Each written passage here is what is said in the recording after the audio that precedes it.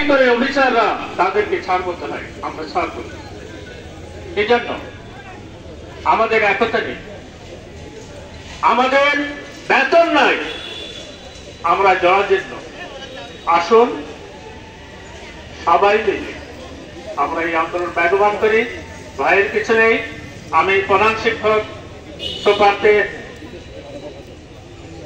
সুপারদেরকে অনুরোধ জানাবো, আপনারা সহকারী শিক্ষককে বাধ্য করাবেন না, চাপ সৃষ্টি করবেন না। আমরা ক্লাস বর্জন করেছি, উপরের নির্দেশেই করেছি। আমরা ক্লাস কর্মবিরতি চালিয়ে যাব, ইনশাআল্লাহ আমাদের সফলতা এসে যাবে।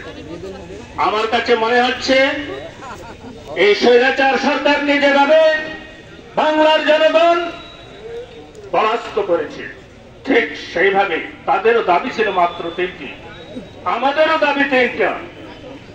এই দাবি মেনে না নিলে শীঘ্রই আমরা একটি দাবিতে চলে যাব, জাতীয়করণ। আল্লাহ আমাদের সহায় হোক, সবাই ভালো থাকেন, সুস্থ থাকেন।